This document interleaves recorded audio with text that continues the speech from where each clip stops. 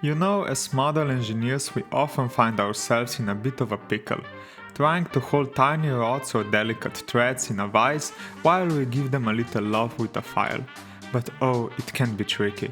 Things wobble, angles wander, and sometimes the threads get a little bruised, especially if they are not steel. But don't worry, there is a clever solution. A set of custom-made clamps just right for holding those rods and threads nice and snug in your vise. Let's take a stroll to the process of making them. For our base we will pick aluminum. It is softer than the brass, copper and steel we often work with and easy to find too. Just perfect for our purpose. We will start by gently marking out the exact lengths we need, one clamp for smooth rods and another one for our threaded ones. Then we will cut those pieces to size and kindly file down any sharp edges. We wouldn't want anyone getting poked on this project.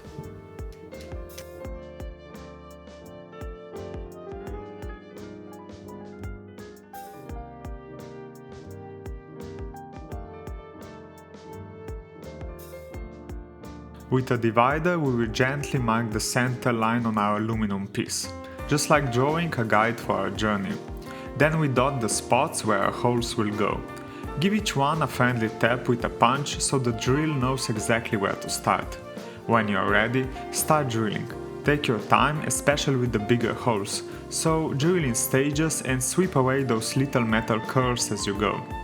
A touch of countersink will smooth the edges.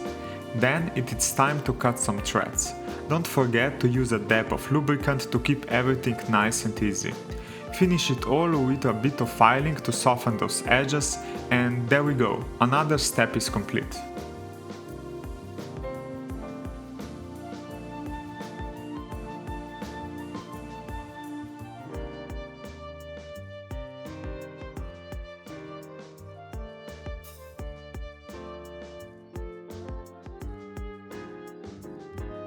Now it's time to smooth things out. We will start with some 400 grit sandpaper, just a bit of gentle pressure. Then, little by little, we will work our way up to the finer 1200 grit. Before we dive into engraving, let's first give our piece a good clean with some acetone, just to wipe away any troubles hiding on the surface. Then we will gently transfer our drawing onto the piece. Engraving is an optional step, but what a beautiful character it adds, a special signature of our handiwork.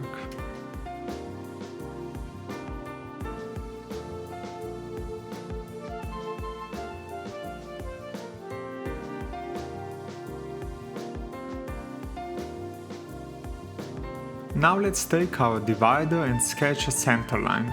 Then with a jewel saw we will carefully follow that line, cutting a small gap right through the center of our piece.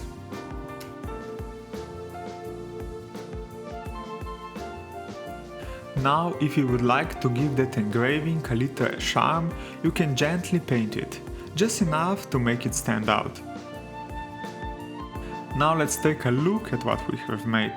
Filing rods feels so much easier now, especially compared to the last adventure with the Ferris wheel. You should check that one out too, it was a joyful ride. And it holds up beautifully when I use my custom-made screws, something I will be making a whole lot more. All in all, this little tool turned out to be a helpful friend, and I truly hope it will find its place in your workshop. If you enjoyed spending this creative moment with me, feel free to give the video a like and subscribe to the channel for more projects.